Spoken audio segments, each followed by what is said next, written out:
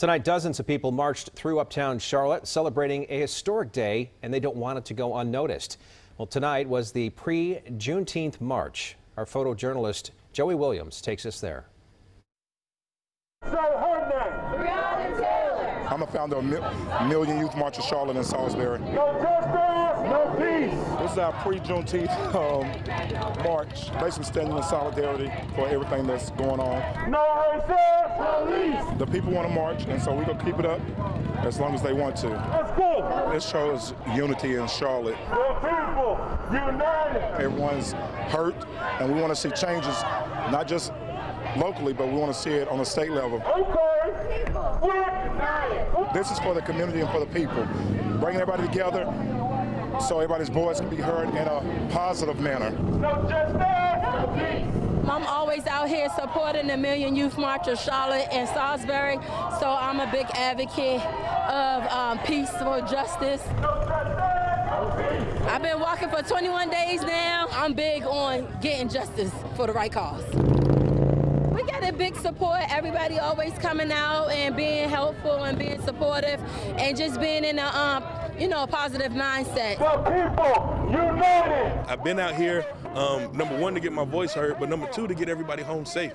I can't allow my city to be torn up. Show me what democracy looks like. I think that as long as there are, and I have met them, as long as there are good police in the police department, as long as there are good people in the government, that we have a chance to make a change. United. As long as I've been out here, we've kept it pretty tame. We've kept it, the message out, but we've kept, destruction to a minimum.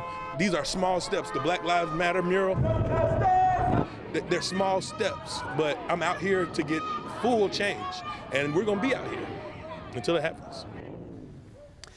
You might not exactly know what Juneteenth is. It is a day that commemorates the official end to slavery.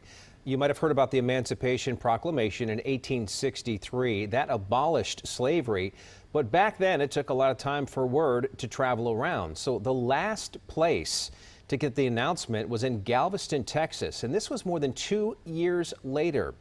Those people just found out. That was on June 19th, 1865, and that's when General Gordon Granger traveled there and told the slaves they're free. In fact, had been for 2 years. Right now, afterwards, many gathered together to celebrate at a church. There is a push to make Juneteenth a national holiday, and one UNC Charlotte professor told us that making it a holiday will enforce the values the country was built on. Juneteenth reminds us that all people are human, that all people need to be free and have the same equality as others. And Juneteenth also marks the time that America was trying to break its racist past. And I think that in the future, if we ratify this holiday, that it will do just that.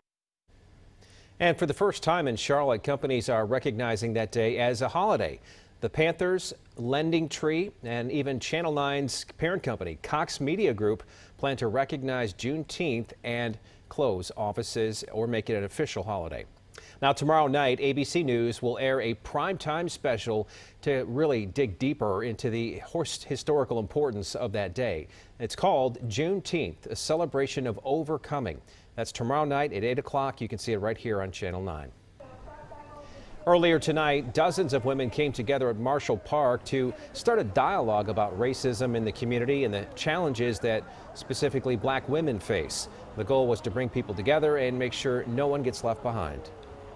We have killings going on. Black women are being killed, on a daily basis, and we need to make sure that we bring highlight to that.